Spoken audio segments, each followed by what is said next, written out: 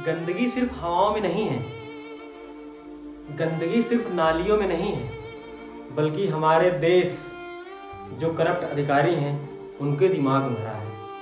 और जब ये गंदगी किसी बड़े ओहदे पे होते हुए, किसी बड़े पद पे होते हुए, इसकी चर्चाएं जब वो करते हैं, इस गंदगी जो चर्चाएं करते हैं और बड़े पद पे होते हुए करते हैं, ये जो गंदगी इनके दिमाग में भर जाती है, तो ये एक प्रकार से पूरे समाज को एक सड़न बन जाती है।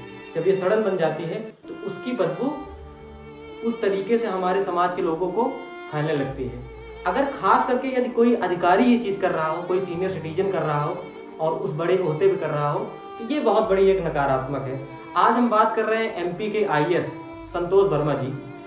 महोदय जी कह रहे हैं, हमारे साहब जी कह रहे हैं, जब तक कोई ब्राह्मण की बेटी हमारे बेटे से शादी नहीं रचाएगी, उससे संबंध नहीं बनवाएगी, तब तक आरक्षण जारी रहेगा।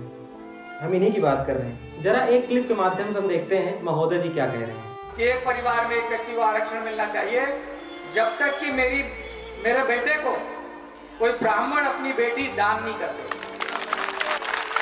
या उससे उसका संबंध नहीं बना, केवल आर्थिक आधार के। तो आप लोग ने देख लिया होगा इन आईएएस के बारे में, सीनियर आईएएस के बारे में जो महोदय जी कह रहे हैं। भाई साहब, बेटी कोई खिलौना नहीं है, कोई चावल की बोरी नहीं है, कोई आटे की बोरी नहीं है। बेटी तो बेटी है साहब। हम कोई जातिवादता का मुद्दा नहीं उठा रहे हैं कि वो ब्राह्मण की बेटी, वो छपरी की बेटी, वो बैस की बेटी है, वो किसी अदर की बेटी है। हमारा बिल्कुल ये मुद्दा नहीं है। लेकिन जो हमारे एक समाज में गंदगी भरी हुई है, उसका क्या है? वो कहाँ गया भाई? उस न्याय का हम क्या करें? जो लोग देखो, जो लोग पहले से ही जातिवादता का कीड़ा वो हमारे सामने ये सब बातें पूछे, तो हम उनको पहले ही बता दे रहे हैं, ये साहब कोई जातिवादता का मामला नहीं है। ये हमारे उन बेटियों की सच्चाई की बात है जो बेटी को खिलौना जैसे समझकर उनको यूज करते हैं।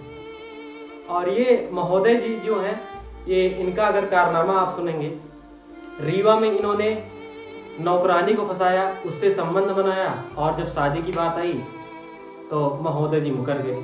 ये रीवा की बात है, एमपी की। इंदौर में शादी का झांसा दिया और कुछ टाइम लिविंग में रहे, 1-2 साल लिविंग में रहे, और जब लिविंग में रहने के बाद पता लगा बच्चे वाले हैं, शादी कैंसिल। हरदा में मासूमे लड़कियों को फंसाया, उनके साथ गलत कर्म किया, और जब रहने की बात आई पता लगा कि साहब मुकर गए। मतलब ऐसे बहुत सारे सैकड़ों सी कहानियां हैं जो इन्होंने ऐसे फर्जी चीजें किया हैं। हाँ, एक चीज तो बहुत महत्वपूर्ण जानकारी, आईएएस बनने के लिए इन्होंने फर्जी हस्ताक्षर भी कराया, प्रमोशन के लिए मैं बात कर रहा हूँ। इन्होंने फर्जी हस्ताक्षर भी कराया जज के। फिर पता लगा कि जज तो साइन किए नहीं, फर्जी साइन है, और उसके पश्चात ही इन्होंने 4-6 महीने की जेल भी काटे। तो ऐसे हमारी देश की गंदगी है।